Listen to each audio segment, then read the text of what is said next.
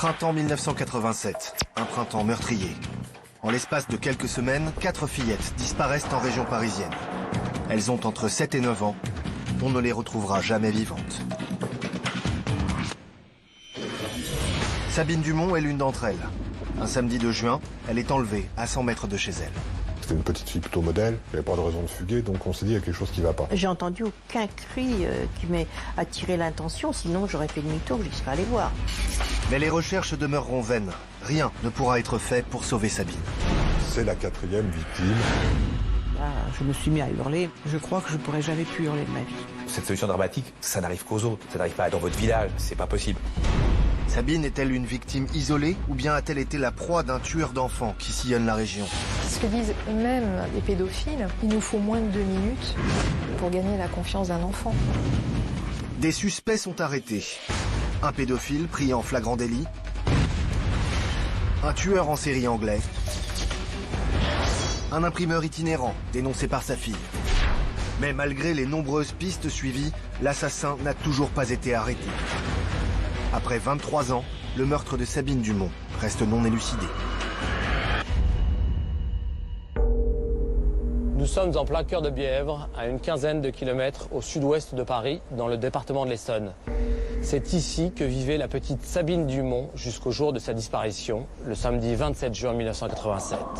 Dans ce village de 4000 habitants où tout le monde se connaît et où pendant longtemps on laissait les enfants se promener seuls, le meurtre de Sabine a été un véritable traumatisme.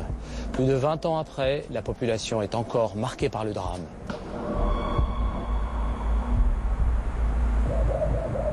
Jean-Marc, en tant qu'enquêteur, comment aborde-t-on une affaire comme celle-ci ? Comme tous les crimes dont les victimes sont des enfants, celui de Sabine est particulièrement intolérable. Pour les proches, bien sûr, pour la population, mais aussi pour les enquêteurs et magistrats. Quand il s'agit d'un enfant, on a du mal à garder son détachement. On en fait une affaire personnelle. Et dans le cas de Sabine, c'est d'autant plus éprouvant que malgré des années de travail, on n'a jamais pu identifier son assassin. Vous avez eu vous-même à enquêter sur la disparition d'une autre fillette, la petite Estelle Mouzin, en janvier 2003. Oui, Estelle a disparu à Guermantes, dans la banlieue est de Paris, à une 50aine de kilomètres d'ici. Les conditions climatiques étaient identiques à celles qu'on a aujourd'hui. À ce jour, cette affaire n'est toujours pas élucidée. Et 7 ans après, j'y pense encore. Dans le cas de Sabine, qu'est-ce qui vous frappe d'abord ? C'est le lieu de la disparition, un lieu très passant. Sabine n'a pas été enlevée sur un chemin de campagne dans un bois, mais en plein centre de ce village, à 2 pas de chez elle, et en plein jour. Elle a même été aperçue par une voisine, probablement quelques minutes avant d'être enlevée. On peut d'ailleurs retracer très précisément les déplacements de Sabine ce samedi 27 juin 1987. Un jour qui avait commencé dans la joie pour toute la famille Dumont, puisque la grande sœur de Sabine venait d'accoucher d'une petite fille. Ce samedi 27 juin 1987, le temps est maussade. Mais la petite Sabine Dumont est de très bonne humeur. D'abord parce que c'est le dernier samedi de classe avant les vacances d'été. Et surtout parce qu'elle a une grande nouvelle à annoncer à ses camarades de CE2. Sa maman, Geneviève Dumont, n'oublie pas le bonheur de sa fille ce matin-là. Elle venait d'être tata pour la 2e fois et elle a eu le bonheur d'avoir une petite nièce qui se prénommait Sarah. C'est décidément un grand jour pour Sabine. La semaine suivante, elle doit fêter ses 9 ans. Mais à cause des vacances scolaires, ses parents ont prévu de lui faire souffler ses bougies le soir même, chez sa sœur Christine. En classe, Sabine passe la matinée à copier une œuvre impressionniste. Elle y met tout son cœur. Pour elle, la peinture est une vraie passion. Dans sa vision de petite fille, devenir un peintre célèbre, c'était très important pour elle. Très, très important. Elle était très fière de ses dessins. À 11h30, Geneviève Dumont vient chercher sa fille à l'école. Sabine a juste le temps de rentrer déjeuner avant d'aller à la maternité pour rencontrer Sarah, la petite fille dont sa sœur Fabienne, 22 ans, vient d'accoucher. C'est le dernier repas qu'elle prendra chez elle avec ses parents. Son père, Christian, se souvient. Quand je l'ai quittée, elle avait le sourire, elle était contente de partir voir sa petite nièce et voilà, c'est une petite fille avec le sourire. À 14h, Sabine est à la clinique de Châtenay-Malabry. Elle découvre sa petite nièce avec émerveillement, comme se le rappelle encore sa sœur Christine. Donc on est arrivé à la maternité et on était tous très émus. C'était Sarah qui venait de naître. Et Sabine, Elle a pris Sarah dans les bras, elle était très émue. On a dû rentrer cette journée-là de la maternité vers, je dirais, 15h30. Aussitôt rentrée à la maison, Sabine voulait faire un tableau pour offrir à sa sœur comme cadeau de naissance.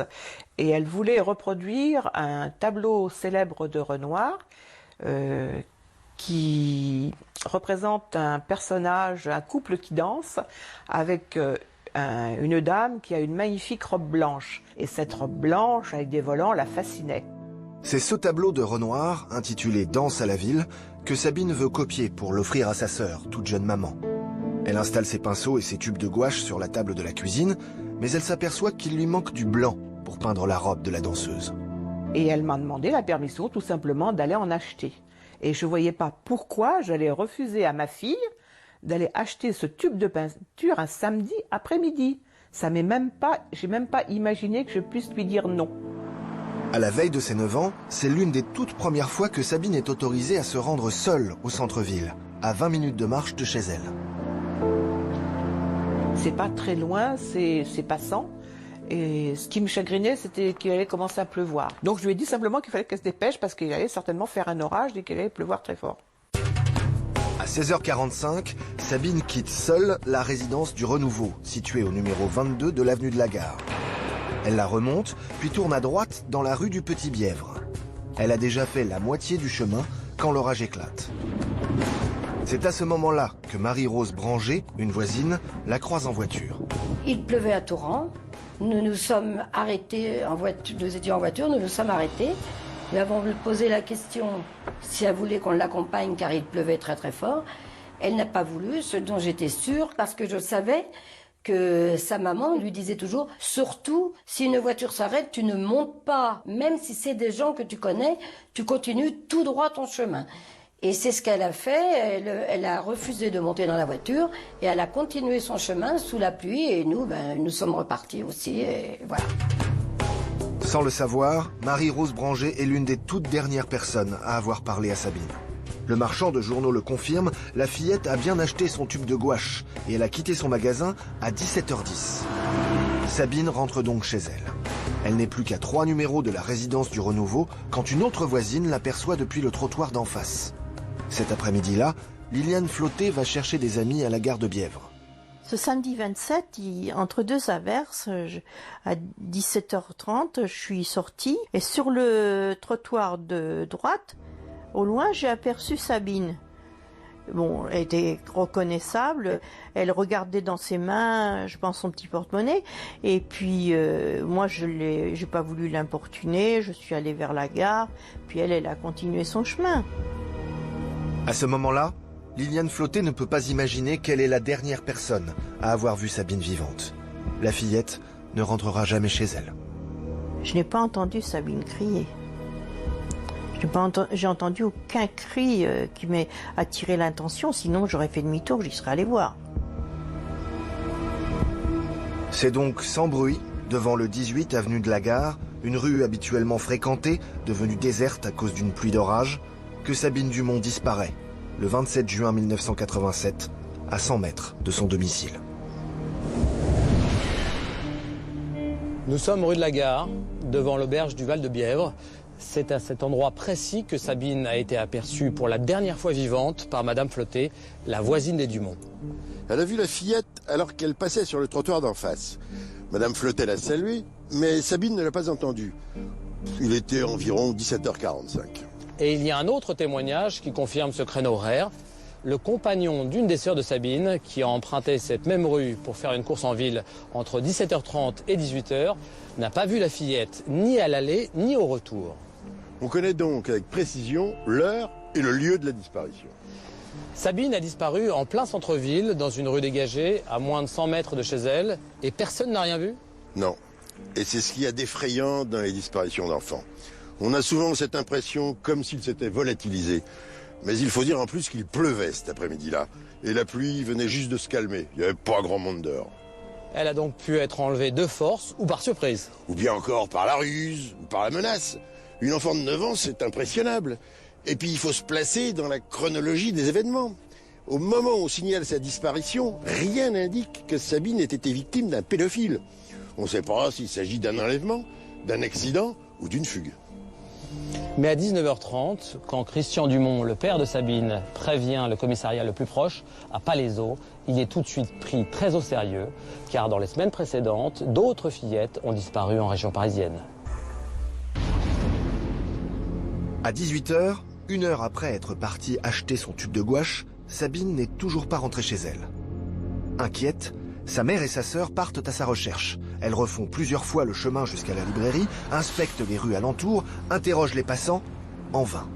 Je me suis arrêtée au Parador du Don Quichotte, qui n'existe plus maintenant. C'était un restaurant à l'époque.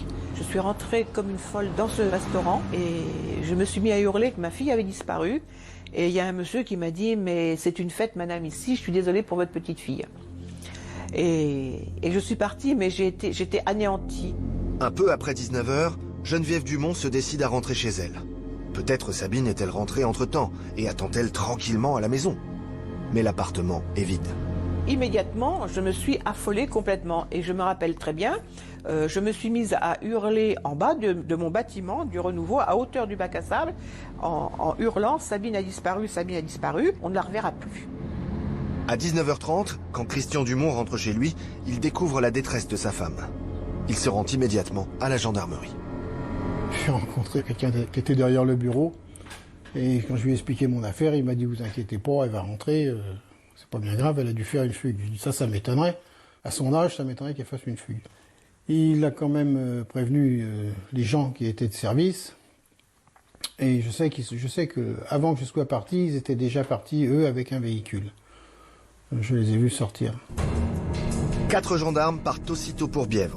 Ils savent que depuis le mois de mai, 3 petites filles ont été enlevées en région parisienne. Elles s'appellent Virginie, Perrine et Emma. Elles ont entre 7 et 11 ans. Et 2 d'entre elles ont été retrouvées mortes. Sans faire part de leur inquiétude, les gendarmes se rendent au domicile des Dumont afin d'établir le signalement de Sabine au moment de sa disparition.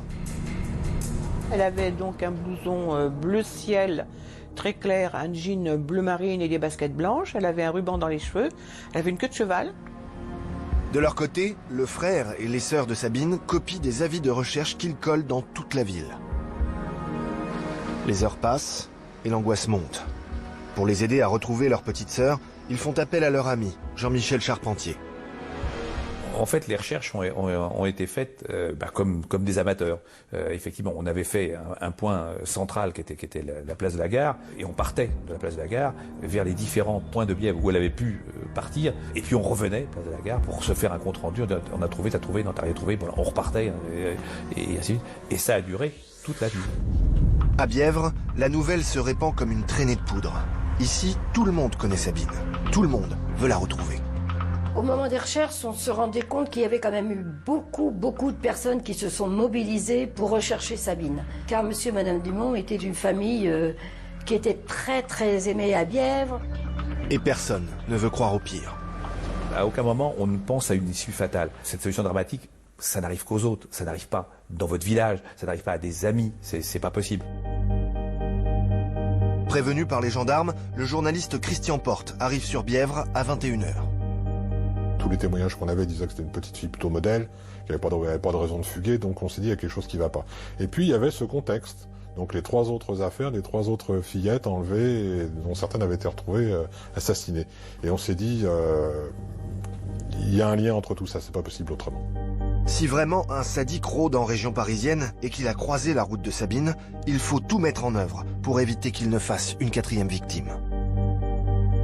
Le samedi soir, il y a donc eu la police municipale de Bièvre qui a commencé à se mobiliser, le commissariat du secteur, et puis très vite on a fait venir des forces supplémentaires des polices urbaines de l'Essonne qui étaient disponibles, les brigades anticriminalité ont commencé à être impliquées, les gendarmes ont été impliqués. 3 heures après la disparition, une brigade cynophile est sur place. Après avoir reniflé l'oreiller et le pyjama de la fillette, le chien refait le parcours qu'elle a emprunté. Il a fait tout le chemin, le chien, et il s'est arrêté devant l'auberge. Il a fait une pause là. Donc pour moi, Sabine a disparu à cet endroit-là, devant l'auberge, en face de la gare. Pour les enquêteurs, l'arrêt subi de cette trace olfactive laisse supposer que l'enfant est monté dans une voiture. Avec qui? Et vers où? La nuit tombe sans apporter de réponse. Les policiers vont bientôt interrompre leurs recherches. Pour les Dumont, c'est le début d'une attente interminable. Quand la nuit est tombée, j'ai commencé à perdre pied quand même. Parce que là, je me suis dit, ça va être très grave. Plus le temps passait, plus j'allais vers le drame. Je savais, au fond de moi-même, que Sabine avait été enlevée.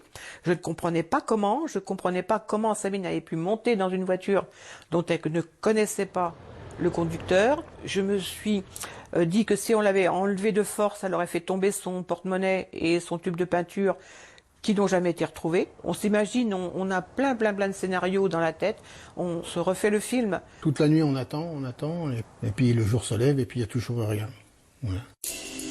Dimanche 28 juin 1987, 6 heures du matin. La pluie s'est enfin arrêtée. À la demande du ministre Robert Pandreau, les recherches reprennent avec un dispositif renforcé. À 7 heures du matin, je me suis levée, et en regardant par la fenêtre, j'ai vu des hommes grenouilles dans la Bièvre. L'hélicoptère vient en renfort pour survoler la zone, au cas où Sabine se serait perdue dans cette zone qui est quand même boisée. Hélicoptère, hommes grenouilles, CRS, brigade motorisée. Pendant toute la matinée, 250 personnes passent au crible les fourrés, les bois et les terrains vagues des environs de Bièvre. Sans résultat. Il est 13h quand 2 gardiens de la paix de la CRS 8 de Bièvre découvrent des vêtements d'enfants sur le bas-côté de la nationale 118 en direction de Paris. Un jean bleu, des baskets blanches, un petit blouson bleu clair. Ce sont bien les vêtements de Sabine. Ils ont été jetés en boule à 3 km à peine du lieu de son enlèvement. Dans ma logique à moi, on allait retrouver Sabine dans la foulée. Parce que pour moi, Sabine était vivante, elle allait prendre froid, il fallait aller la rechercher immédiatement et la faire examiner par le médecin. J'ai pas trop cru quand j'ai entendu parler, on a retrouvé les vêtements, j'ai dit bon ben, j'ai compris. Parce que je me doutais de la suite. Hein. La suite, hélas, donne raison à Christian Dumont. À 15h45, l'équipage de l'hélicoptère signale une masse claire dans un fossé. Le gardien de la paix Mathusio de la brigade autoroutière des Ulysses est envoyé sur place. Sur la route de Favreuse, à 800 mètres à peine de l'endroit où l'on a trouvé les vêtements, de l'autre côté de la nationale, une trace de pneu attire son attention. Il met pied à terre pour inspecter le fossé. Il est 16h.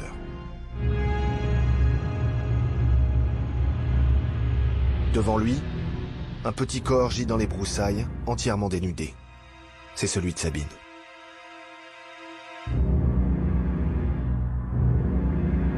On m'a chargé d'aller prévenir la famille Dumont. J'ai d'abord vu Monsieur Dumont et Madame Dumont est arrivée quand je lui ai appris qu'on avait retrouvé le corps, malheureusement sans vie, de Sabine. Elle a poussé un cri qui aujourd'hui j'entends encore ce cri. Là, je me suis mis à hurler, mais à hurler d'une façon que je crois que je pourrais jamais plus hurler de ma vie.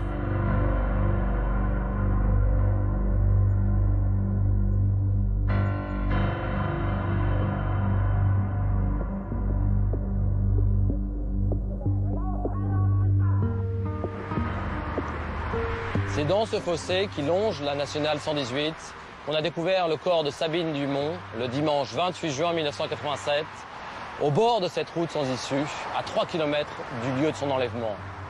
Ces vêtements ont été retrouvés à 800 mètres d'ici, de l'autre côté de la nationale 118, roulés en boule sur le bord de la route, dans la direction de Paris. Au-delà du choc terrible pour la famille et pour tous ceux qui ont participé aux recherches, ces deux découvertes posent de multiples questions aux enquêteurs. Pourquoi le meurtrier s'est-il débarrassé séparément des vêtements et du corps? Sabine a-t-elle été tuée à cet endroit ou simplement déposée là? Quand et comment a-t-elle été tuée? A-t-elle subi des violences sexuelles? Des questions douloureuses mais déterminantes pour l'enquête, auxquelles l'autopsie et l'analyse de la scène de crime vont pouvoir apporter des réponses. Sabine Dumont a été retrouvée ici, route de Favreuse, à quelques dizaines de mètres de la sortie Vauhallan, sur la nationale 118, en direction de la province. Une petite route de campagne sans issue, en lisière de plaine, traversée seulement par une piste cyclable. C'est une voie d'exploitation qui desservait à l'époque une société de gardiennage de caravanes, aujourd'hui remplacée par une entreprise de traitement des déchets. Dès la découverte du corps, le dimanche 28 juin 87, Les enquêteurs du SRPJ de Versailles se rendent sur place en compagnie des techniciens de l'identité judiciaire. Le journaliste Christian Porte est également présent. Une fois qu'on a compris que c'était Sabine qu'on avait découverte dans ces circonstances, je peux vous dire que sur place, c'était l'anéantissement de tout le monde, quoi. C'était les espoirs d'un seul coup s'étaient envolés. Et on retombait dans ce trip terrible. C'est la 4e victime d'un sadique, d'un tueur qui traîne en région parisienne. Sabine est là, allongée sur le dos, dans ce fossé envahi par les ronces.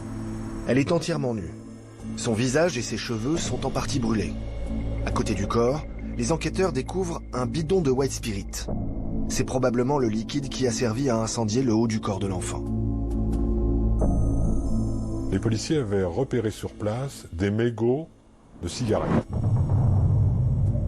Et on saura très vite que c'était des mégots de cigarettes Philip Morris vendus en étui cartonné.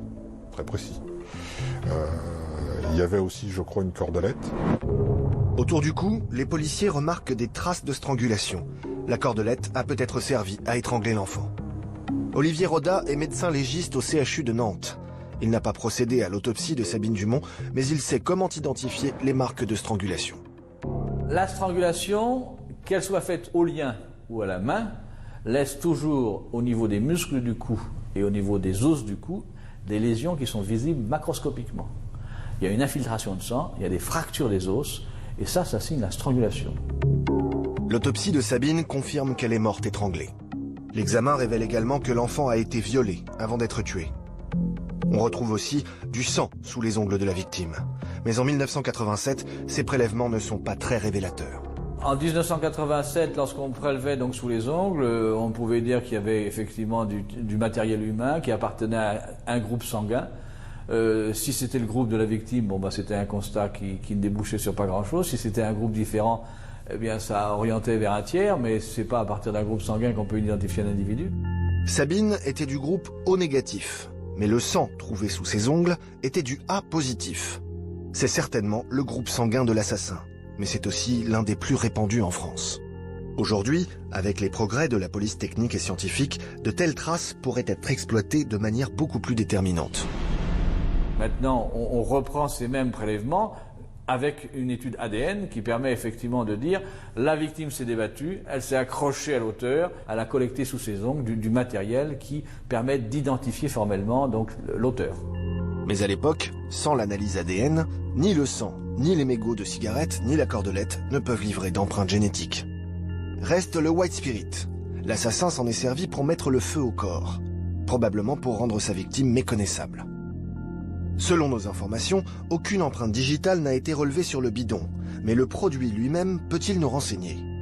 Nous sommes allés voir Ludovic Julien, qui dirige le département chimie de l'École normale supérieure de Paris. Si vous vous mettez du white spirit sur la peau, au démarrage vous allez avoir une sensation un petit peu grasse, mais pas d'effet de toxicité évident, en tout cas immédiat qui se manifeste. En revanche, si vous approchez une allumette enflammée, vous allez avoir inflammation du white spirit, et là ce qui va se passer, c'est que la peau va subir des brûlures importantes. N'importe qui peut se procurer du white spirit. Les bricoleurs l'utilisent par exemple pour nettoyer leur matériel de peinture. Dérivé du pétrole, cette essence est hautement inflammable. Mais comme nous le démontre le professeur Julien à l'aide d'un coton imbibé, ce n'est pas le combustible le plus rapide pour faire brûler un corps. Ce qui est important pour nous ici, c'est d'observer le coton et de voir que le coton conserve, malgré la flamme, son aspect initial. En fait, ce qui brûle, c'est le white spirit qui imbibe le coton. Il faut attendre que le white spirit est entièrement brûlé pour que le coton brûle à son tour. En utilisant ce produit, l'assassin n'a donc pas fait preuve d'une grande maîtrise, ni d'une grande préparation. On pense plutôt à de l'improvisation, comme s'il avait pris le premier produit inflammable qu'il avait sous la main. Pourquoi pas dans le coffre de sa voiture. Dernier point essentiel pour les enquêteurs, savoir si le lieu de découverte du corps est également celui du meurtre.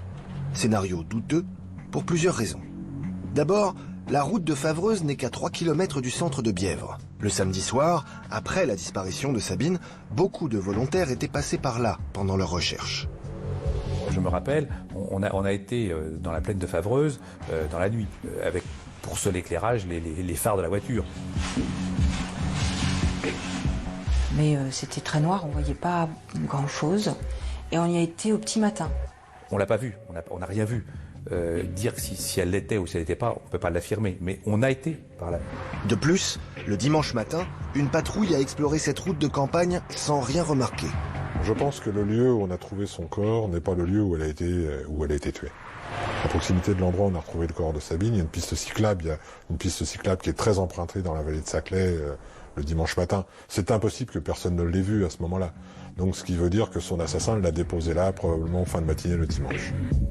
Le tueur aurait donc attendu toute la nuit et toute la matinée pour se débarrasser du corps. L'état des vêtements de Sabine va appuyer cette hypothèse.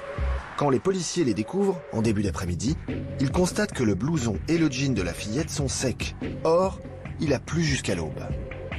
Par ailleurs, si le corps était resté dehors sous la pluie, il aurait présenté des signes caractéristiques. Laissé dehors, le cadavre se refroidit plus vite, ça dépend des conditions climatiques. Bon, la pluie, bien entendu, le corps qui reste dans l'eau, ben, effectivement, ça macère. Le corps qui reste dans l'eau, ben, la paume des mains, la plante des pieds blanchit, ça surhydrate la peau. D'après le rapport d'autopsie, Sabine aurait été tuée le samedi soir, peu après son enlèvement.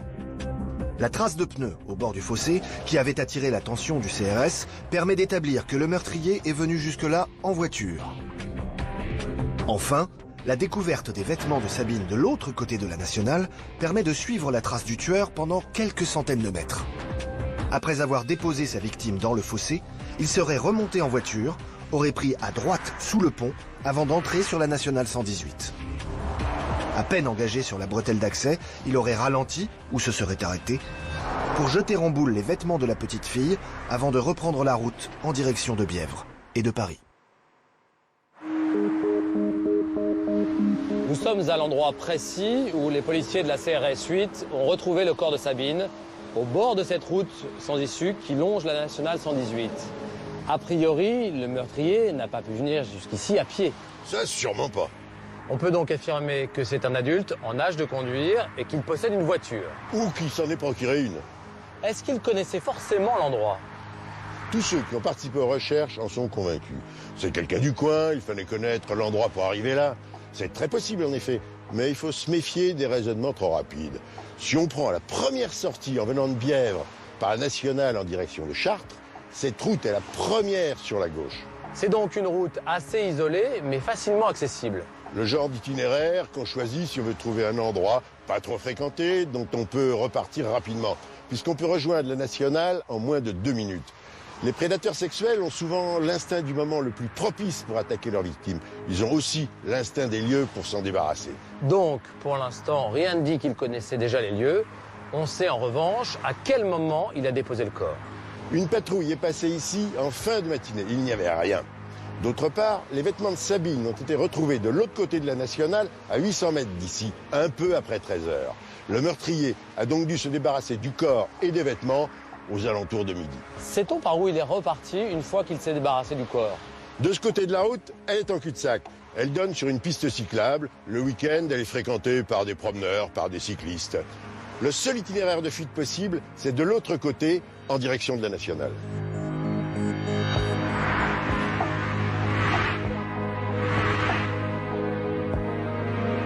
On retrouve le blouson, le pantalon et les chaussures roulés en boule. S'il les avait jetés en roulant à pleine vitesse, on les aurait retrouvés éparpillés. Il a donc dû s'arrêter ou ralentir. Un dimanche à midi, sur un axe aussi fréquenté, un conducteur qui s'arrête ou qui ralentit sur une voie d'accélération, ça ne passe pas inaperçu. En prenant la N118, le meurtrier est reparti dans la direction de Bièvre, c'est-à-dire dans la direction d'où il est venu. Ça accrédite cette fois la thèse selon laquelle il était du coin. Le fait qu'il vienne de Bièvre et qu'il semble y retourner peut le laisser supposer. On sait par ailleurs que Sabine a été enlevée le samedi vers 18h. Et d'après l'autopsie, elle est morte dans les heures qui ont suivi. Le meurtrier est donc resté dans les environs avec le corps pendant toute la nuit et toute la matinée du dimanche avant de s'en débarrasser. S'il habitait effectivement dans le coin, il a pu conserver le corps à son domicile. Il a pu également rester dans sa voiture et passer la nuit dans un endroit isolé. C'est une région boisée avec peu d'habitations. Mais comment a-t-il pu s'y prendre pour enlever en plein centre-ville, en plein jour et sans donner l'alarme, Une petite fille à qui on avait appris à se méfier des inconnus. Et surtout, a-t-il vraiment choisi au hasard cette petite fille-là?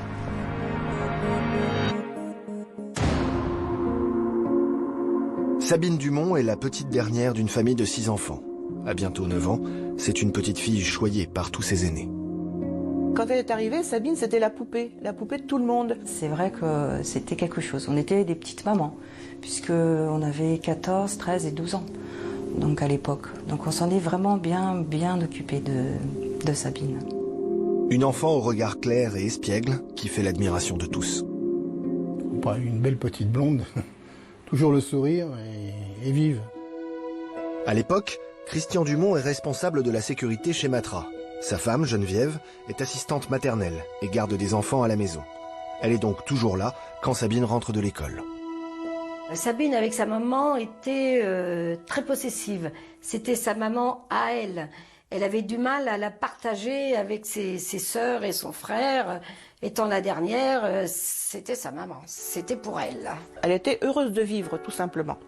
Elle était heureuse d'être à l'endroit où elle était heureuse d'être dans sa famille. Ah, c'était un petit rayon de soleil à la maison, ça c'est clair. Cette fillette rayonnante est née le 3 juillet 1978. Elle a grandi à Bièvre, dans l'Essonne, à une quinzaine de kilomètres de Paris. En 1987, la ville compte moins de 5000 habitants. Et tous, ou presque, se connaissent. Bièvre, à cette époque-là, c'était un petit village, très sécurisé, on s'y sentait très très bien. Il y avait encore cette âme de communauté, d'aide, d'entraide, et on y vivait très très bien. C'est dans cette atmosphère sereine que Sabine va débuter sa scolarité à l'école des Castors. Huguette Lemaire, son institutrice, se souvient d'une écolière curieuse de tout. C'était une élève concentrée, consciencieuse, et quand elle n'arrivait pas, elle demandait de l'aide. Elle aimait savoir, ça c'était son grand bonheur. Poser des questions et avoir une explication sur les questions qu'elle posait. Pendant son année de CE2, Sabine se découvre une véritable passion pour les peintres impressionnistes. Sabine, à la fin de l'année scolaire, elle s'imaginait en peintre. Elle signait ses dessins Renoir. Quand je lui ai dit qu'elle exagérait, après elle les a signés Sabine Renoir. Donc non, c'était vraiment, c'était la totale. Là, c'était vraiment une grande passion, une grande passion. Elle aimait écrire un poème, par exemple, ou des mots bout à bout pour que ça fasse joli. Voilà, il fallait que ça soit joli et que ça soit musical. Qu'on réussisse à se rappeler de ce qu'elle faisait. Par contre, je ne savais pas qu'elle savait peindre aussi bien. Ça a été la découverte, mais peut-être un peu tard.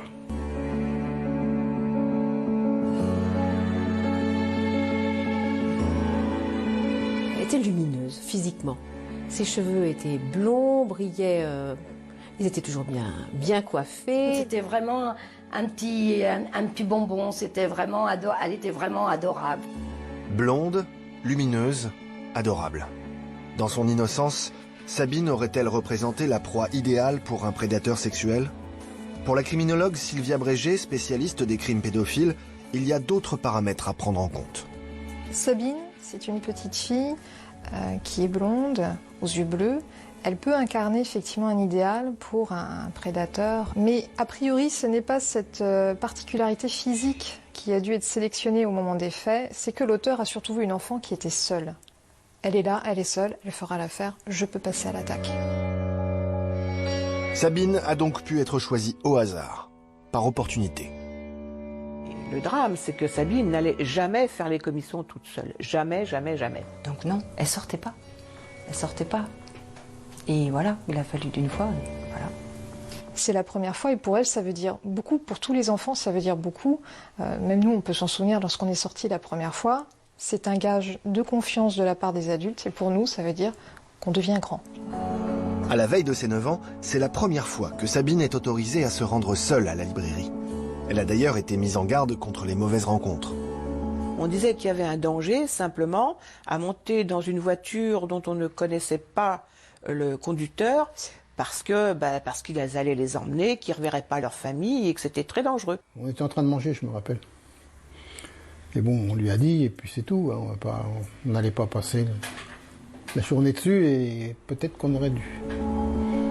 Mais comment Sabine a-t-elle pu monter dans la voiture d'un inconnu? D'après la criminologue Sylvia Brégé, les prédateurs sexuels emploient toutes sortes de stratégies pour aborder leurs victimes. C'est ce que disent eux-mêmes les pédophiles. Il nous faut moins de 2 minutes pour gagner la confiance d'un enfant. Appâter un enfant avec un animal, par exemple, j'ai perdu mon animal, tu peux m'aider à le retrouver, il est parti là-bas. Et voilà, le piège est tendu, l'enfant se dirige vers la direction indiquée. Et là, il peut être enlevé à tout moment. Aussi, se faire passer pour un faux policier avec une fausse carte ou un médecin. Il ouvre brutalement la porte en disant « Écoute, je suis médecin, monte vite, tes parents ont eu un accident, m'ont demandé de venir te chercher. Que voulez-vous que l'enfant fasse ?» Quel que soit le stratagème utilisé par le meurtrier, il a eu raison de la prudence de la fillette et des mises en garde de ses parents. Tout porte à croire que Sabine a été victime d'un prédateur habitué à tromper la vigilance des enfants, comme celle des adultes. Il a laissé très peu de preuves matérielles. Les vêtements de la fillette jetés en boule au bord de la Nationale et le bidon de White Spirit retrouvé dans le fossé à côté du corps. Pour autant, a-t-il réussi à passer totalement inaperçu entre l'après-midi du samedi 27 juin et le dimanche 28 aux alentours de 13h? En interrogeant les habitants de Bièvre, les enquêteurs du SIRPJ de Versailles vont recueillir 2 éléments supplémentaires, 2 éléments capitaux pour l'enquête. Comme pour toute enquête criminelle, les hommes du SRPJ de Versailles commencent par interroger la famille et les proches de la victime. Nous avons été interrogés sur le déroulement de la disparition de Sabine. Nos enfants ont témoigné aussi, mais dans notre malheur, nous n'avons jamais été soupçonnés. Ça, je tiens à le dire, on n'a jamais eu, contrairement à d'autres familles qui ont beaucoup souffert de ce soupçon. L'éventualité d'un crime familial est donc écartée. C'est l'enquête de voisinage qui va donner aux policiers leur première piste de travail. Le soir de la disparition, le gendre de Marie-Rose Branger, voisine des Dumont, croise une voiture blanche à Bièvre. Mon gendre et ma fille, vers 11h du soir, ont croisé une voiture blanche qui s'est arrêtée à leur hauteur, qui leur a posé la question « Qu'est-ce que vous cherchez ?» Mon gendre lui a répondu « On cherche une petite fille de Bièvre qui a disparu. » Et ce monsieur a répondu « Bon, je vais vous aider à chercher. » Il est parti et on ne l'a jamais revu. D'autres témoignages vont renforcer ses soupçons. Ce samedi-là, il y a une petite fête foraine sur la place de la mairie. Des enfants affirment qu'ils ont vu Sabine près des manèges, un peu après 17h30. L'un d'eux dit même qu'elle y est montée. Elle a pu s'arrêter devant le manège, mais en aucun cas elle y est montée, pour la bonne raison qu'elle m'avait dit qu'elle commençait à devenir trop grande et qu'elle irait plus dans ce manège. Mais si elle s'y est effectivement arrêtée, a-t-elle pu y croiser son meurtrier? D'après les forains et certains des parents présents, cet après-midi-là, il y avait un homme que personne ne connaissait. La police judiciaire de Versailles a établi un portrait robot, a donné un descriptif d'un homme, 1m75, 25, 35 ans, les cheveux clairs, portant des lunettes ou sans lunettes, plutôt maigre, circulant dans une BMW série 3 de couleur blanche. Un homme plutôt jeune, propriétaire d'une BMW blanche. Les enquêteurs tiennent enfin une piste sérieuse. Et ils vont faire une autre découverte, troublante. Le jour du meurtre, des photos de Sabine ont mystérieusement disparu de l'école primaire de Bièvre. 3 semaines plus tôt, la petite fille avait participé au cross de l'école avec toute sa classe. Il y a eu de nombreuses photos de fêtes, comme d'habitude quand il y a quelque chose qui se passe à l'école, et les photos du cross ont été affichées sur le mur de l'école. Et la veille de sa disparition, j'avais vu ces photos de Sabine en gros plan. Ces clichés ont été les derniers de la vie de Sabine. Ils avaient été rassemblés par son institutrice, Huguette Lemaire. Aucun photographe professionnel n'était invité à venir à cet après-midi. C'est une après-midi festive, bon enfant comme on pouvait en avoir à Bièvre jusqu'à ce jour. Et non, les parents prenaient leurs photos eux-mêmes. Les photos prises par les parents d'élèves ont été numérotées et exposées sous le préau de l'école pendant plusieurs jours. S'ils le désiraient, les parents pouvaient en commander des tirages. Et le lundi du drame, à l'école, on m'a demandé où sont les photos du cross. Plus aucune photo du cross. Le vendredi 26 juin, les photos étaient encore là. Mais le lundi 29, surlendemain du meurtre, elles avaient disparu. Alors, qui s'est introduit dans l'école pendant le week-end? Et pourquoi avoir dérobé les photos? J'ai tout de suite pensé que peut-être le violeur était dessus. Le meurtrier de Sabine craignait-il d'être démasqué grâce aux photos ou bien les a-t-il gardées en souvenir? À l'époque, la piste n'a rien donné. Mais même 22 ans après, les familles qui habitaient à Bièvre au moment des faits ont pu conserver au fond d'un tiroir des négatifs des photos prises par les parents d'élèves lors du cross de l'école au printemps 87. Encore aujourd'hui, elles peuvent transmettre ces négatifs au SRPJ de Versailles. Ils pourraient contenir un indice, une piste et peut-être même le visage de l'assassin.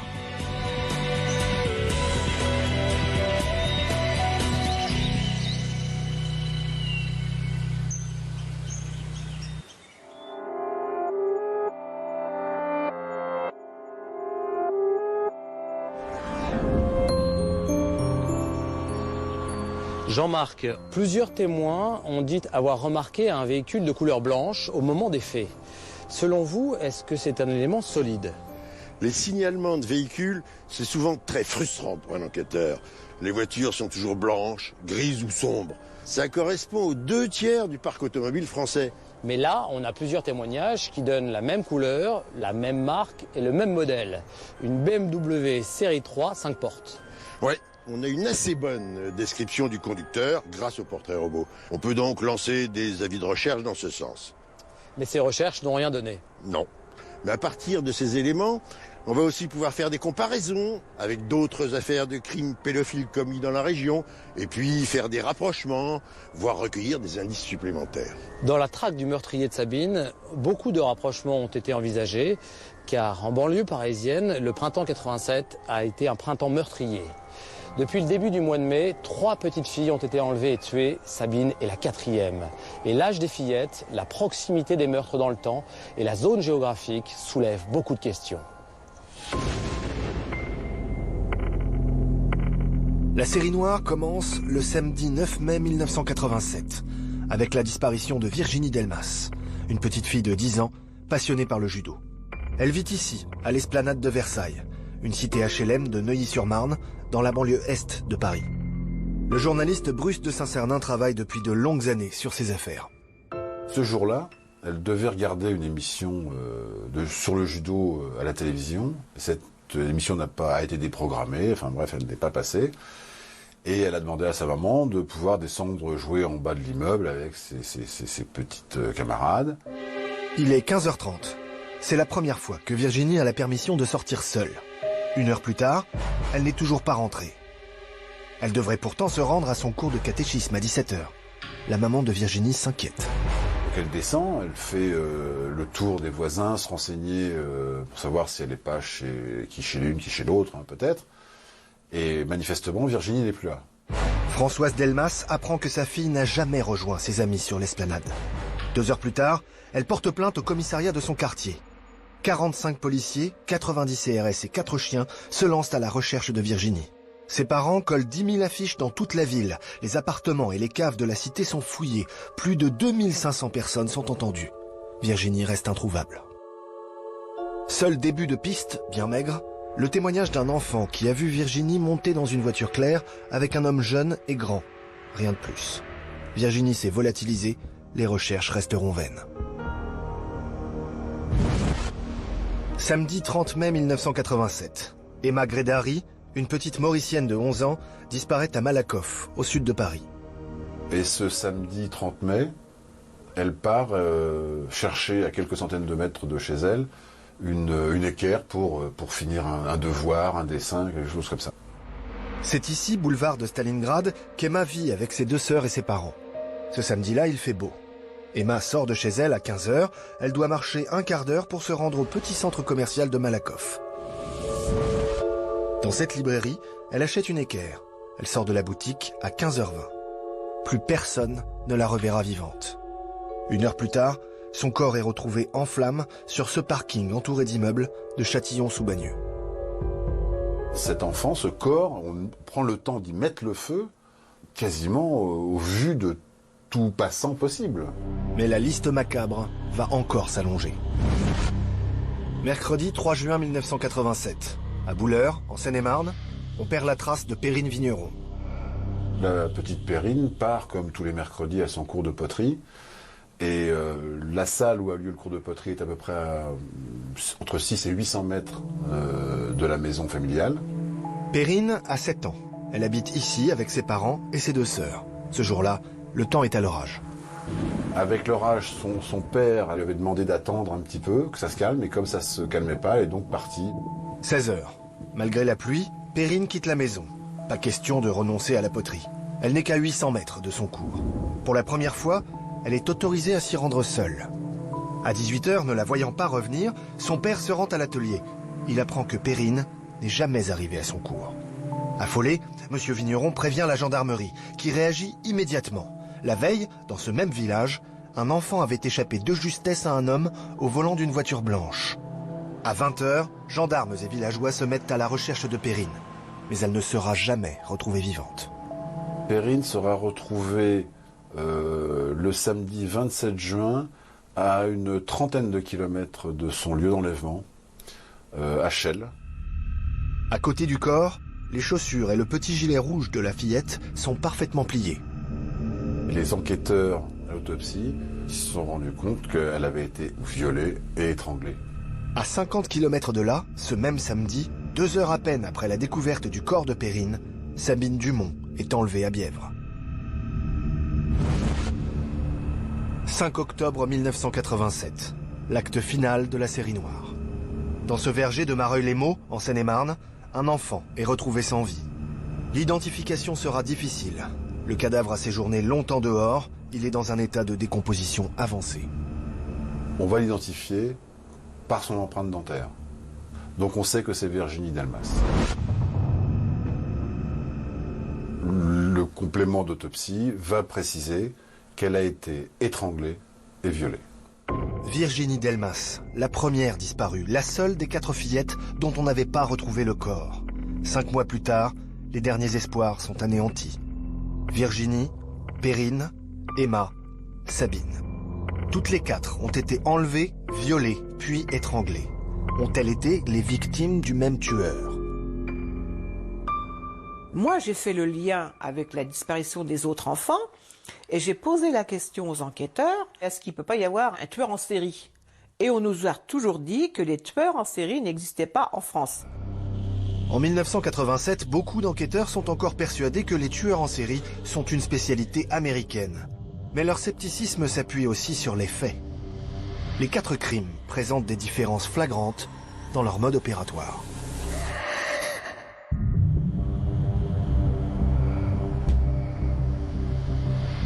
Jean-Marc, est-ce que selon vous, les 4 fillettes ont pu être victimes d'un même tueur en série? Oh là, prudence Arnaud. Il y a beaucoup de fantasmes sur les tueurs en série. Maintenant d'ailleurs, pour faire moins peur, on les appelle meurtriers réitérants. Mais on a toujours tendance à en voir partout, dès qu'on a plusieurs crimes non élucidés à la suite. Là, on a quand même 4 petites filles qui ont été enlevées à la même période, alors qu'elles étaient seules dans la rue, et qui ont presque le même âge. Faut pas se laisser aveugler par les similitudes. Statistiquement, les petites filles âgées de 8 à 11 ans sont la cible privilégiée des pédophiles. Derrière ces crimes, il peut donc y avoir 2, 3 ou 4 auteurs qui ont la même pathologie et qui choisissent des victimes du même âge.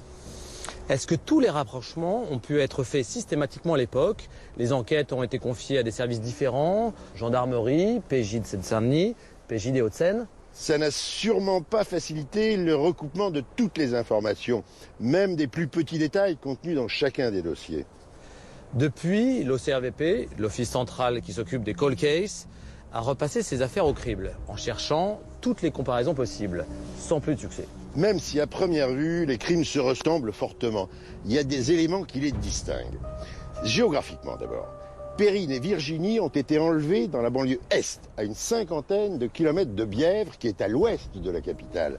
Ensuite, du point de vue du mode opératoire, leur corps ne présentait pas de traces de brûlure, donc le meurtrier n'a pas tenté d'y mettre le feu. En revanche, les meurtres d'Emma Grédary et de Sabine Dumont se ressemblent de manière troublante. D'abord, l'âge est pratiquement le même. Ensuite, le mode opératoire est très similaire. Des violences sexuelles, la strangulation et la crémation post-mortem. Enfin, il y a le rapprochement géographique. Emma a été enlevée à Châtillon, à 12 km de Bièvre. Et les similitudes entre les 2 crimes vont plus loin. Comme Sabine, Emma a été enlevée un samedi et comme Sabine, elle revenait d'une course à la librairie, seule dans une ville en fête.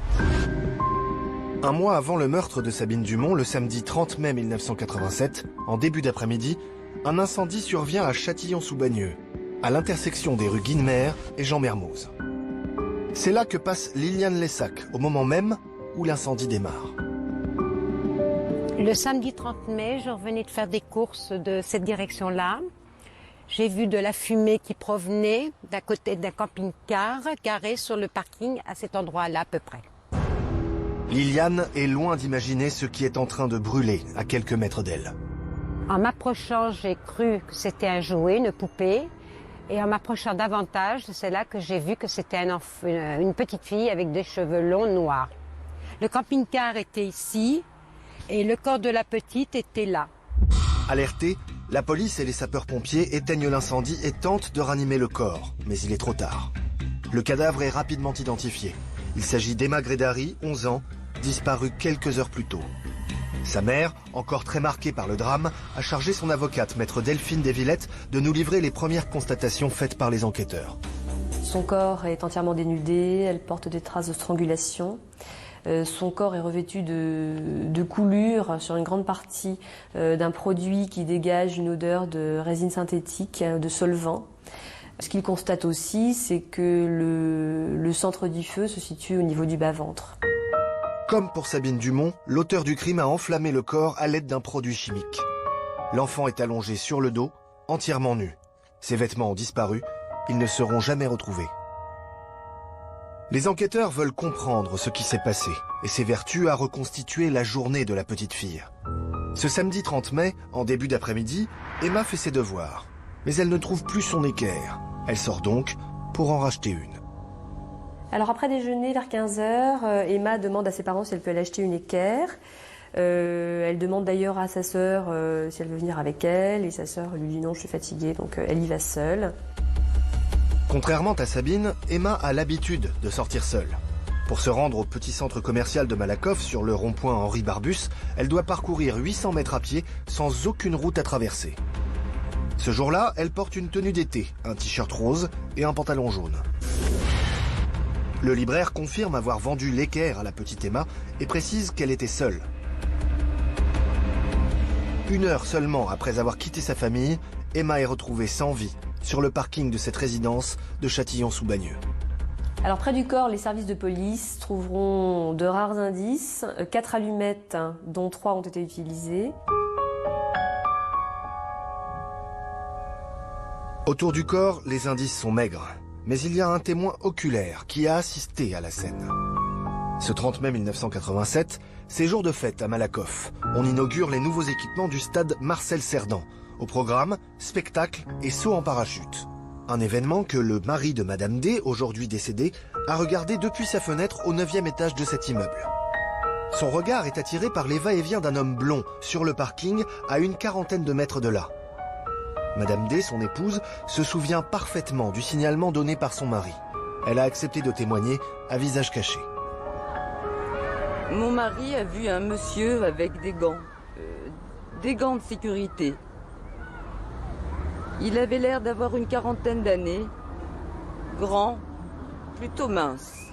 Il est étonné car cet homme porte des gants de cuir de couleur grise, ce qui lui paraît surprenant car il fait beau ce jour-là et qu'il n'y a pas de raison de porter des gants. Aucun doute, le mari de Madame D a vu l'assassin d'Emma, qui portait sûrement des gants pour se protéger des flammes. À la même heure, un peu avant 16h30, une Renault 5 de couleur claire est vue par un autre témoin en train de quitter les lieux en trombe. Malgré ces témoignages, aucun portrait robot ne pourra être établi. Les seuls éléments supplémentaires seront fournis par l'autopsie. Alors l'autopsie révélera que le décès de la petite Emma a été causé par la strangulation. Donc on sait qu'elle est décédée avant l'incendie. On trouve également du sperme dans le vagin, donc on sait qu'elle a été violée. Enfin, on trouve des traces de sang séché sous les ongles d'Emma. Et ce sang est du groupe A positif, comme celui qu'on retrouvera 1 mois plus tard sous les ongles de Sabine. Dernier élément, capital pour l'enquête, le liquide qui a servi à brûler le corps d'Emma. D'après les analyses, il contient du styrène, un produit chimique dangereux et plutôt rare, dont nous parle Ludovic Julien, directeur du département chimie à l'École normale supérieure de Paris. Le styrène est un produit chimique qu'on dit aromatique, avec une odeur un petit peu particulière, qui est utilisé comme réactif dans l'industrie pour produire par exemple le polystyrène, qui constitue les boîtes isothermes des glaces, ou d'autres objets comme par exemple les boîtiers de compact disque. Ou bien on l'utilise comme diluant et qui, après polymérisation, permet d'obtenir des surfaces dures, par exemple quand on fait de la réparation d'une carrosserie automobile ou pour former des films plastiques étanches. Donc c'est quelque chose qu'on peut trouver par exemple effectivement en marborerie, mais qu'on pourra trouver en imprimerie pour obtenir des encres indélébiles. Contrairement au White Spirit, le styrène brûle très rapidement. Potentiellement explosif, hautement toxique, ce n'est pas un produit grand public, il ne s'achète pas en grande surface. En l'utilisant, le meurtrier d'Emma a peut-être trahi sa profession. Pour les enquêteurs, c'est l'indice principal. Carrossier, marbrier, imprimeur, toutes les pistes sont examinées, sans succès. Le 15 janvier 1996, 9 ans après l'ouverture de l'enquête, sans aucun suspect sérieux, le juge d'instruction ordonne un non-lieu. Aujourd'hui, il faudrait un élément nouveau pour ouvrir le dossier Grédari. Un espoir demeure, les progrès décisifs de la police scientifique en matière de traces génétiques. Malheureusement, dans le cas d'Emma, les prélèvements biologiques qui avaient été faits ont été détruits, ce qui était normal. Mais donc on ne peut plus compter sur ces prélèvements pour trouver de l'ADN. Les scellés ont été détruits. Mais pour le médecin légiste Olivier Roda, le corps d'Emma, enterré depuis 22 ans, peut avoir conservé des traces génétiques de son assassin. C'est pas impensable, 22 ans après la mort, de retrouver des éléments qui puissent permettre de confondre l'auteur d'un viol. Comme les cheveux, les ongles se désagrègent très lentement. Malgré le temps, Emma a peut-être gardé sous les siens l'identité de son bourreau.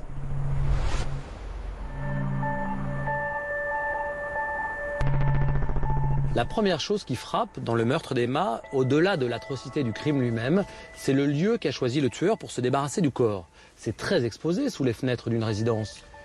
Mais au moment des faits, il y a un camping-car qui est garé sur le parking et qui protège en partie la scène du regard. On a quand même l'impression que le meurtrier prend un risque énorme. Peut-être qu'il agit sous le coup de l'impulsion et qu'il prend simplement la première solution qui se présente à lui. Il faut bien réaliser que tout est allé très vite. Entre le moment où Emma disparaît et le moment où on découvre son corps, il s'est passé moins de 2 heures. On peut très bien imaginer qu'Emma a été violée et tuée à cet endroit-là. Quelqu'un aurait forcément entendu des cris. Pas forcément si ça s'est passé dans une voiture. Et c'est d'ailleurs l'hypothèse que les enquêteurs ont privilégiée. On peut reconstituer assez précisément la séquence criminelle. Le meurtrier sort le corps du véhicule, le dépose par terre, puis va chercher le bidon contenant du produit inflammable, un produit assez rare qui contient du styrène. On a retrouvé des traces de ce produit sur le corps d'Emma et une marque sur le sol à l'endroit où le tueur a posé le bidon. Il répand le produit inflammable principalement sur la partie inférieure du corps, celle qui a été le plus touchée. Il craque plusieurs allumettes qu'on retrouve par terre près du corps. Ensuite, il met le feu et repart aussitôt. Juste après le début de l'incendie, des témoins ont vu une Renault 5 de couleur claire, immatriculée à Paris, démarrer sur les chapeaux de roue. On a donc le signalement d'un véhicule qui ne correspond pas à celui qui a été repéré dans l'affaire de Sabine, puisqu'il s'agissait d'une BMW. En admettant que ce soit bien le meurtrier qui était au volant de la Renault 5, il peut avoir 2 voitures ou en avoir emprunté une. On a aussi un signalement physique grâce au couple de témoins qui ont remarqué ces allées et venues sur le parking juste avant l'incendie. Ils décrivent un homme de type européen, blond, d'une 30aine d'années, un peu dégarni. Là encore, pas facile de faire le rapprochement. Il n'y a pas eu de portrait robot d'établi à partir de ces témoignages. Est-ce qu'on a au moins montré le portrait robot du meurtrier présumé de Sabine aux 2 témoins de l'affaire Emma Grédari pour voir s'ils le reconnaissaient? Pas à notre connaissance. Tout ce qu'on peut dire, c'est que l'âge et la couleur des cheveux correspondent. On recherche dans les 2 affaires un homme blond, âgé d'une 30aine d'années au moment des faits. En 1996, l'affaire Emma Grédari s'est soldée par un non-lieu. Elle n'a pas apporté d'éléments supplémentaires à l'enquête sur le viol et le meurtre de Sabine Dumont. Mais on peut quand même essayer de cerner la psychologie du tueur de Sabine. L'âge de ses victimes, le lieu de l'enlèvement, la nature des sévices, la façon dont il s'est débarrassé du corps et le fait qu'il ait conservé un trophée de son crime. Tous ces éléments désignent un type de prédateur bien particulier. Sylvia Brégé est criminologue. Elle conseille policiers et gendarmes dans les enquêtes sur les crimes pédophiles. Elle nous livre ses réflexions sur le profil du meurtrier de Sabine Dumont. On peut éventuellement se dire que c'est un individu jeune, plutôt jeune au moment des faits. On peut faire une fourchette 25-35 ans. Peut-être a-t-il une invalidité, quelque chose qui le fait souffrir. En tout cas, c'est sûr, il y a quelque chose qui le met en colère. Et donc, il veut se venger de ça. C'est de là que partent tous ces fantasmes, c'est la colère. Dans les fantasmes de l'auteur, il imagine qu'il reprend le contrôle de sa vie. Il a du pouvoir. Et ça passe par quoi, ce pouvoir? Par la violence. La violence sur plus faible que lui.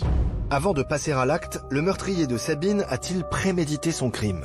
Les actes qui ont été commis laissent très clairement penser que c'est quelque chose qui a été imaginé, fantasmé. Donc c'est quelque chose qui a été quelque part prémédité. Le 28 juin 1987, il kidnappe, viole et tue. Mais pourquoi a-t-il brûlé le cou et le visage de sa victime? Peut-être parce que ça fait partie de ses fantasmes, éventuellement, mais surtout parce qu'il veut retarder l'identification de cette petite fille, ralentir l'enquête et effacer éventuellement certaines traces, parce qu'il voit bien qu'il a commis une très très lourde erreur. Le dépôt du corps, entièrement dénudé dans un endroit fréquenté, est aussi très frappant. Peut-il avoir une signification pour l'auteur? Il faut voir comment le corps a été déposé. Si la pose est humiliante, c'est vraiment pour choquer les gens, pour bien dire, voilà, c'est moi le plus fort. Et le but aussi, c'est de blesser la famille. Voilà, c'est tout cet ensemble. Là, le corps de Sabine a été déposé. Il n'y avait pas de pose humiliante. En revanche, il n'y avait plus de vêtements. Sabine était nue. On a retrouvé ses vêtements de l'autre côté de la route, tous sauf un, sa culotte. Pour la criminologue, le meurtrier a volontairement conservé un trophée. Ils ont besoin de se rappeler de ce qu'ils ont fait. Il y a généralement une masturbation compulsive qui permet de baisser la tension parce qu'ils se rappellent ce qu'ils ont commis. Mais depuis la mort de Sabine en juin 87, on n'a pas répertorié d'autres meurtres présentant le même mode opératoire et la même signature.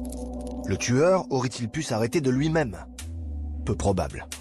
Une personne qui est mentalement, pathologiquement atteinte n'a aucune raison de s'arrêter. Une fois qu'elle a goûté, entre guillemets, au crime, elle continuera afin de retrouver toutes les émotions, l'extase que cette personne éprouve au moment où elle visualise ses fantasmes. Il y a peu de chances qu'il soit arrêté de lui-même, donc peut-être que quelque chose est venu y mettre un terme. On ne peut que faire des conjectures. L'auteur est peut-être mort. Il a aussi pu changer de pays.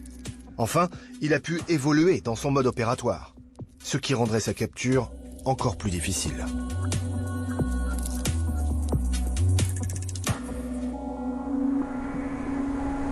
Jean-Marc, le détail le plus frappant, c'est que le tueur a conservé la culotte de Sabine.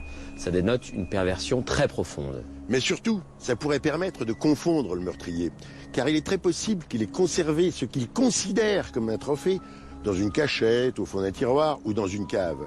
Quelqu'un dans son entourage a peut-être eu des soupçons, quelqu'un sait peut-être quelque chose. Si c'est le cas, bien évidemment, cette personne doit contacter les enquêteurs. On n'a pas forcément affaire à un homme seul, isolé socialement. Les pédophiles ne sont pas tous des chômeurs, célibataires ou des SDF, loin de là. Au contraire, ça peut être un bon père de famille, apparemment bien sous tout rapport, avec un métier, une vie bien réglée, parfaitement intégrée. Mais un de ses proches, un membre de sa famille, a pu remarquer un comportement étrange au moment des faits. Quoi, par exemple? Des déplacements inhabituels, des absences inexpliquées ou mal expliquées le week-end du 27 et 28 juin 1987.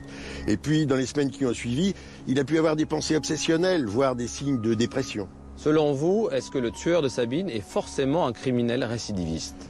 C'est très souvent le cas avec les criminels sexuels. Ils sont sous l'emprise d'un fantasme qui les obsède et qu'ils ne peuvent pas réprimer. Tôt ou tard, ils cèdent. Mais ils ne passent pas à l'acte d'un seul coup, c'est progressif. Au début, ils font des erreurs et ils peuvent se faire repérer. Sabine a été enlevée en plein jour et en plein centre-ville sans que personne ne remarque rien. L'auteur n'était sûrement pas à sa première tentative. Il a eu le temps de perfectionner son mode opératoire et d'apprendre de ses erreurs. Tout ça a peut-être commencé par de l'exhibitionnisme, des tentatives d'attouchement. Il a pu aborder d'autres petites filles avant juin 87 sans aller jusqu'au viol et au meurtre. Si c'était le cas, celles qui en ont réchappé seraient toujours vivantes aujourd'hui. Elles auraient la trentaine et elles pourraient encore témoigner. Oui, c'est souvent un traumatisme très difficile à surmonter. Les victimes ressentent de la honte, de la culpabilité, et il est possible que certaines se soient tuées à l'époque et qu'elles aient refoulé leurs souvenirs pendant toutes ces années. Les enquêteurs ont bien sûr toujours gardé à l'esprit cette hypothèse du criminel récidiviste et elle leur a ouvert plusieurs pistes, dont une dès les premiers jours de l'enquête. Le lundi 29 juin 1987, le surlendemain du meurtre de Sabine, un homme est arrêté à une trentaine de kilomètres de Bièvre. Il est en compagnie d'une fillette de 9 ans. Il est 17h30 ce lundi 29 juin 1987. Un homme de type européen et une petite fille d'origine africaine sortent d'une voiture blanche et se dirigent vers cette clairière de la commune de Vic, dans les Yvelines. Serge, qui a souhaité garder l'anonymat, est témoin de la scène.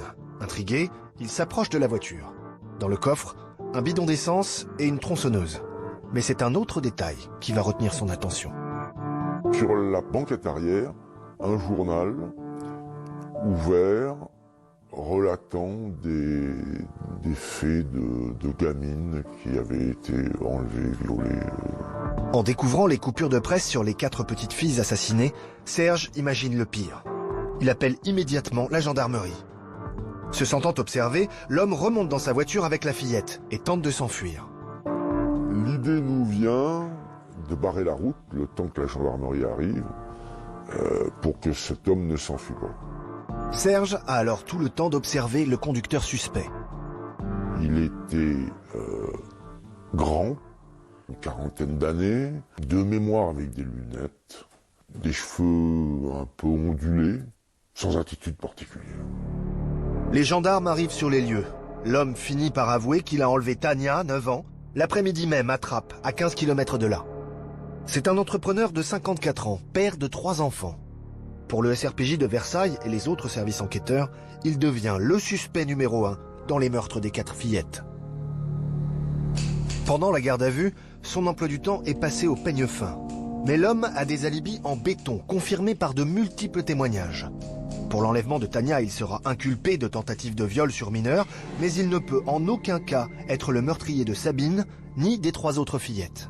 La piste se referme. En 1990, nouveau rebondissement. Gérard Lebourg, un cuisinier de 29 ans, est arrêté. Il reconnaît avoir tué Delphine Boulet, 10 ans. Le père de Delphine, fondateur de l'association des parents d'enfants victimes, nous explique combien le meurtre de sa fille ressemble à celui de Sabine. Elles avaient à peu près le même âge, elles avaient été agressées toutes les deux et leur corps avait été brûlé. Et c'est vrai que ça a pu nous faire penser que le même individu avait pu commettre les faits. Alain Boulet revient sur les circonstances du drame qui a touché sa fille. Fin août 1988, Delphine était dans un camp scout en Normandie, à Villerville. Et durant la nuit, elle est sortie de la tente et un individu était planqué à côté du camp et l'a enlevée à ce moment-là et l'a emmenée dans sa voiture. Le 9 septembre 1988, 12 jours après son enlèvement, le corps de Delphine est retrouvé carbonisé à une vingtaine de kilomètres de son camp, dans une forêt très fréquentée. 2 animateurs, puis le directeur du camp scout, avaient été soupçonnés avant d'être mis hors de cause. Le portrait robot établi après le meurtre de Sabine avait même été publié à nouveau dans la presse, sans résultat. En 1990, c'est un appel téléphonique qui finit par mettre les gendarmes sur la piste de Gérard Lebourg, employé d'un restaurant. Et le patron avait trouvé dans une mallette des lettres où il s'accusait du meurtre de Delphine, où il disait comment violer une petite fille, et c'était un pédophile qui collectionnait des photos, découpait des catalogues, des choses comme ça. Donc on voyait que c'était un individu dangereux. On était à la rentrée des classes et il marquait qu'il projetait d'enlever une autre petite fille dès que l'école allait reprendre. En garde à vue, Lebourg passe aux aveux.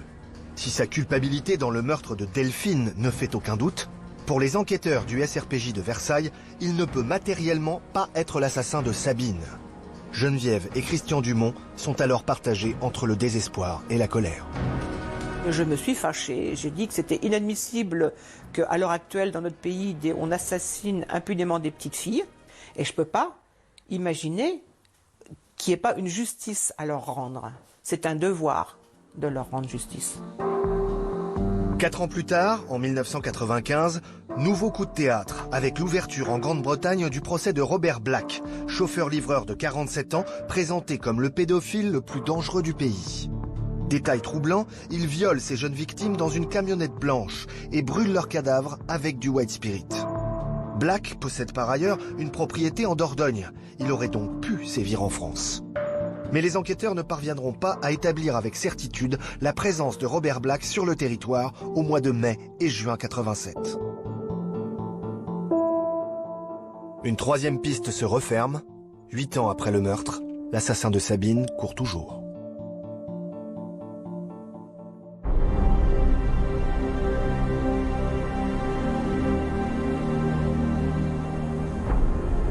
Ni le délinquant sexuel pris en flagrant délit dans les Yvelines, ni le meurtrier de la petite Delphine Boulet, ni le tueur en série anglais n'ont pu être incriminés dans le meurtre de Sabine Dumont. L'enquête est dans l'impasse. Mais au cours des années 90, la police scientifique va connaître une véritable révolution, celle de l'ADN. À partir des traces biologiques retrouvées sur des scènes de crime, il est désormais possible d'isoler une empreinte génétique propre à chaque individu. On peut donc faire des comparaisons avec des ADN de suspects ou de criminels déjà arrêtés. Les possibilités sont immenses. Or, dans l'affaire Dumont, certains scellés ont été conservés, notamment les vêtements de Sabine. En 1999, 12 ans après les faits, ces vêtements vont faire l'objet de nouvelles analyses et on va découvrir sur le t-shirt de la fillette une trace biologique qui ne peut appartenir qu'à une seule personne, son assassin. Jean-Marc, cet ADN est providentiel puisqu'on détient désormais l'identité génétique du tueur de la petite Sabine Dumont. Oui, cet ADN, on l'a isolé et enregistré au fichier national des empreintes génétiques. Donc on pourra toujours faire de nouvelles comparaisons si on appréhende un nouveau suspect dans cette affaire ou dans n'importe quel autre type d'affaire. On pourrait aussi faire des comparaisons avec les autres meurtres de petites filles commis à l'époque, notamment celui d'Emma Grédary. Ce serait difficile, mais pas impossible. En 87, on avait retrouvé du sang sous les ongles d'Emma. On avait même pu déterminer le groupe sanguin A+. Ça n'avait pas été jugé pertinent puisque c'était le groupe sanguin d'Emma. Et on n'avait pas pu extraire d'ADN, la technique à cette époque n'existait pas. Mais avec les progrès de la police scientifique, on pourrait refaire de nouvelles analyses aujourd'hui. Malheureusement, les prélèvements ont été détruits. La seule solution serait d'exhumer le corps d'Emma pour faire de nouveaux prélèvements.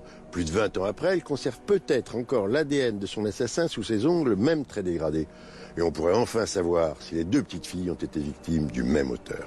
Malgré les nouveaux prélèvements ordonnés par le juge d'instruction, l'ADN retrouvé sur le t-shirt de Sabine garde son secret. En mai 2008, près de 10 ans après sa découverte, les derniers espoirs de retrouver l'assassin sont sur le point de s'éteindre. Contre toute attente, c'est la publication d'un livre qui va les rallumer. C'est ce livre, intitulé « Le silence des autres », qui va relancer les enquêtes sur les meurtres des petites filles en région parisienne plus de 20 ans après. L'auteur, Lydia Guardo, y raconte son calvaire. Pendant 28 ans, elle a été violée et séquestrée par son père adoptif, Raymond Guardo. Un inceste dont sont nés 6 enfants dans l'indifférence de tous les habitants de Coulombe, un village de Seine-et-Marne. Guardo est mort en 1999. Mais Lydia reste persuadée qu'elle n'a pas été sa seule victime. C'est un mec qui était trop méchant. C'était une pourriture.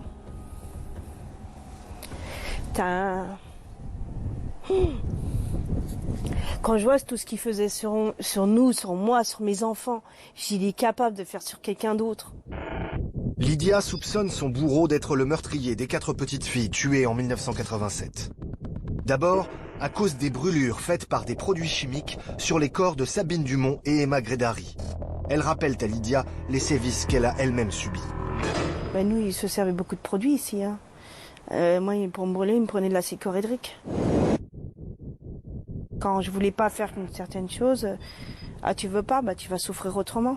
Et donc tout mon corps est brûlé avec la cyclohydrique. Autre détail à l'appui des soupçons de Lydia, l'époque des meurtres. Printemps 87, j'étais enceinte. J'étais enceinte, donc il me touchait pas. C'était pas... Non, il voulait pas. Il voulait pas que ça touche le gamin. Il fallait pas salir son bébé. Mais qui était Raymond Guardo, cet homme capable du pire? En 1987, il est imprimeur itinérant. À bord de cette camionnette blanche, il parcourt les marchés des environs de Meaux en compagnie de sa fille. Un homme à 2 visages, sur lequel le journaliste Bruce de Saint-Cernin a beaucoup enquêté. Il y a le commerçant, Et d'un autre côté, une fois qu'il rentre chez lui, c'est un barbare, un violeur, un homme qui met en danger de mort une de ses enfants, Lydia. Ce barbare a-t-il pu commettre les meurtres qui ont ensanglanté la région parisienne au printemps 87 ? Les gendarmes qui enquêtent sur son passé vont découvrir une série de coïncidences suspectes. Les gendarmes ils m'ont demandé, on aimerait savoir où ils vous emmenez votre père. Donc je les ai emmenés où il y avait mon père qui m'a emmené. Lydia emmène les enquêteurs dans un verger, à Mareuil-les-Maux, à 100 mètres à peine de l'endroit où l'on a retrouvé le corps de Virginie Delmas. On allait manger là-bas. On allait manger, les mômes sortaient dehors et ils faisaient ce qu'il y avait à faire après sur moi. Mais ce chemin, on y allait tous les jours. Les soupçons se renforcent pour le meurtre de Perrine Vigneron. La fillette de 7 ans est enlevée à Bouleurs, à seulement 1 kilomètre du domicile de Guardo. Et la manière dont les vêtements retrouvés sur la scène de crime ont été pliés semble également accuser l'imprimeur.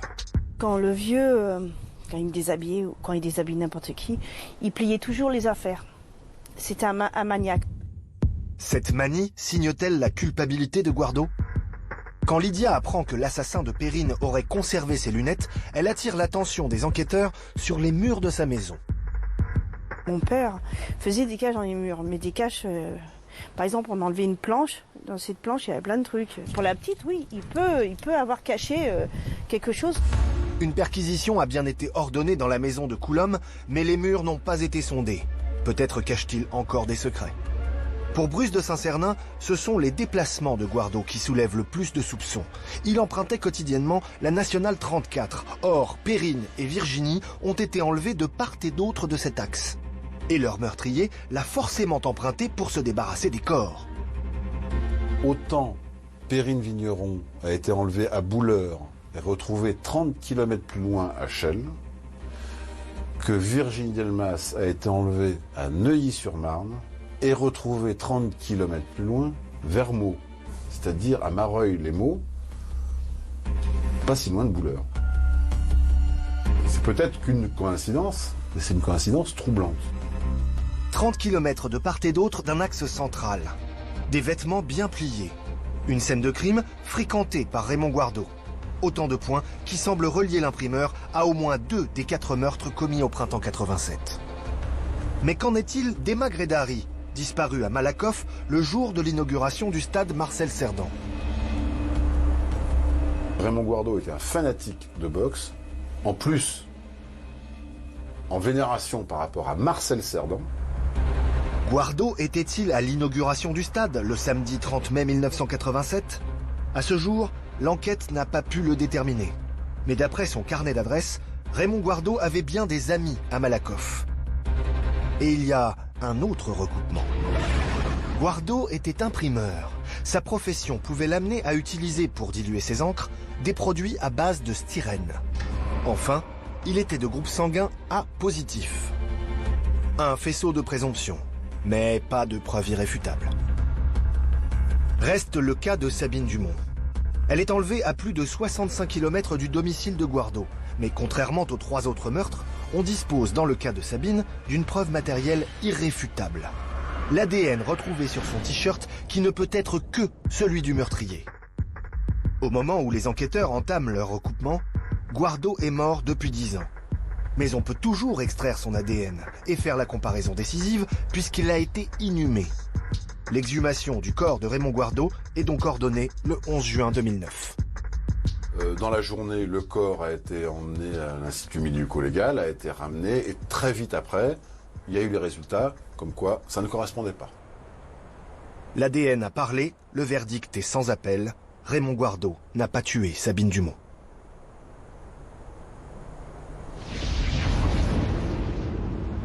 Raymond Guardo pourrait bien être l'assassin de Perrine et de Virginie, puisqu'il circulait à l'époque sur la nationale 34, dans la région où les 2 fillettes ont été enlevées et tuées.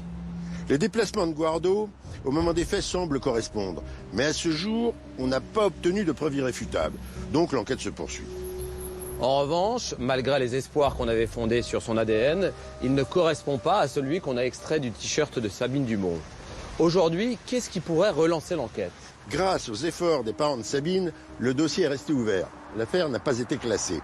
Peut-être que le meurtrier frappera ailleurs, qu'il commettra une erreur et qu'on pourra le confondre à l'aide de son ADN. Il a aussi pu changer de pays. Et tous les rapprochements n'ont pas forcément été faits avec des crimes similaires commis à l'étranger. Plus de 20 ans après les faits, est-ce qu'on peut encore recueillir des témoignages fiables? Chacun peut faire l'effort de se replacer dans le contexte de l'époque pour faire remonter des souvenirs par association d'idées. Par exemple, en se remémorant l'actualité, les grands événements sportifs, les films qui sont sortis, les tubes qui sont passés à la radio, ou tout simplement en se replongeant dans les albums de famille.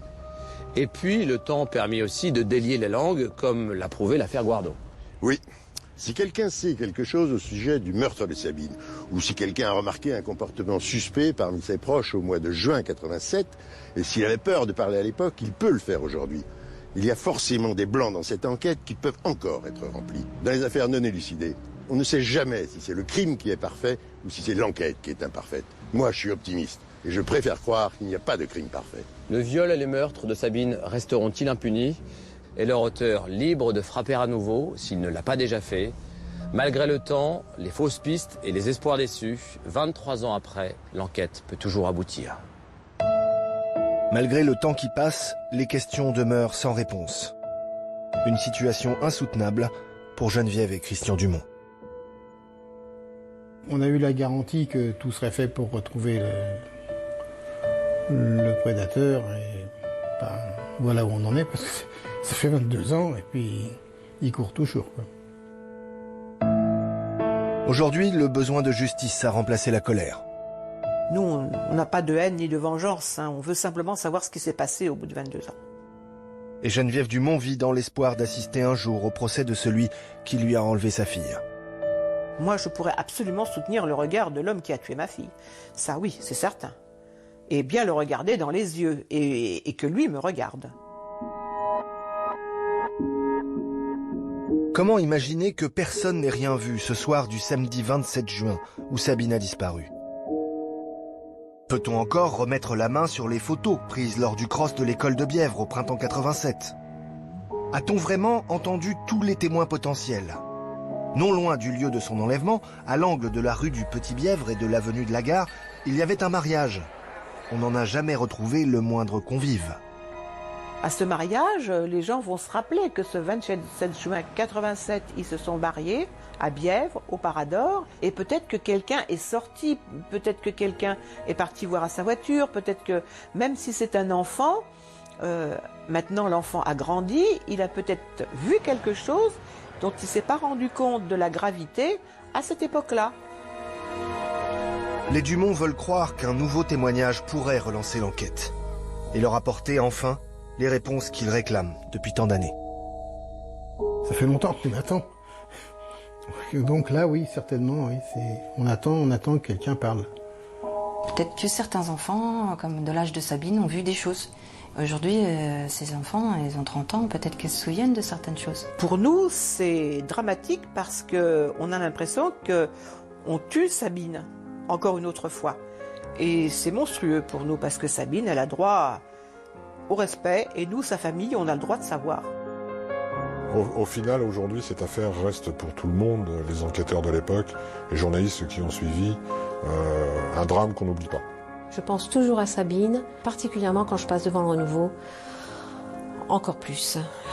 Et c'est les circonstances de sa mort qui me tourmentent beaucoup. Quand je passe sur 718, aujourd'hui encore, j'ai toujours le cœur qui se serre et toujours la pensée que Sabine a été retrouvée sur le chemin qui longe cette route. Sabine vit avec moi et vit encore en moi. Sabine, elle devrait avoir plus de 30 ans maintenant, puis elle aurait une famille et puis on vivrait heureux sans rien demander à personne. On n'a pas le droit de les oublier, ces enfants-là.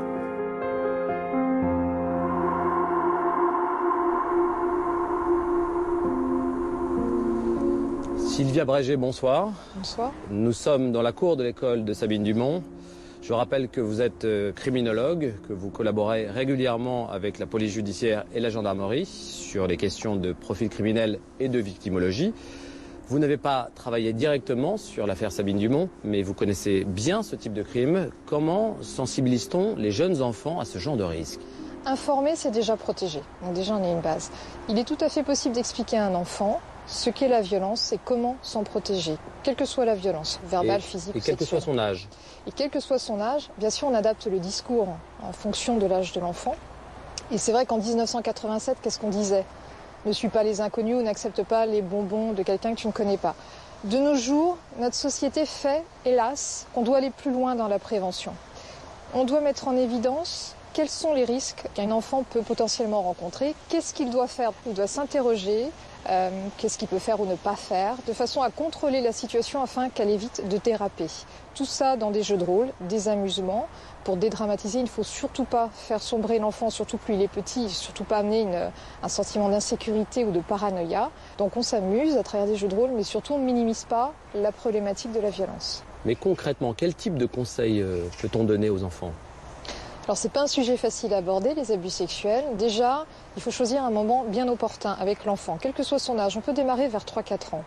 Le tout, c'est surtout d'inciter l'enfant à venir se confier à l'adulte. Il faut expliquer qu'il y a des grandes personnes qui peuvent le solliciter sexuellement. Alors les gens ont l'habitude de dire « un vilain monsieur, si t'embête, tu viens m'en parler » ou quelqu'un de malade. Dans la tête d'un enfant, un vilain monsieur, c'est quelqu'un qui est laid ou quelqu'un qui a un pansement autour de la tête. Et c'est pas ça, un pédophile, c'est monsieur et madame tout le monde. Généralement, d'ailleurs, quand l'enfant est agressé, c'est par une personne qu'il connaît, en laquelle il a confiance. Donc il faut dire, tu peux être embêté par une personne plus grande que toi, qui voudra te toucher, ou que tu le touches à des endroits qui te sont désagréables, tu viens m'en parler. Il faut absolument inciter les enfants à parler. Il faut arrêter de mettre ces sujets comme étant tabous, aussi bien à l'école qu'à la maison. Il faut en parler librement. Il faut aussi, ça c'est très important, quel que soit l'âge, que l'enfant ou l'adolescent apprenne à maintenir une distance de sécurité lorsqu'il parle à quelqu'un qui le met mal à l'aise ou qu'il ne connaît pas. C'est-à-dire la personne en face ne doit pas pouvoir toucher l'enfant. Et si jamais cette personne s'avance, il faut reculer. L'agresseur potentiel perçoit le message. Il ne me fait pas confiance, il se méfie, donc c'est peut-être pas une victime potentielle. Sylvia Bragé, merci. Nous sommes arrivés au bout de notre parcours sur les traces du meurtrier de Sabine. Malgré les circonstances tragiques et les détails souvent glaçants, nous avons rassemblé le maximum d'informations disponibles pour tenter de mieux comprendre et susciter peut-être de nouveaux témoignages qui permettraient de relancer l'enquête, même 20 ans après les faits. Mais aussi pour faire vivre le souvenir de Sabine Dumont, cette petite fille sage de 9 ans qui était simplement partie chercher un tube de gouache parce qu'elle voulait finir un dessin pour sa nièce. Bonsoir.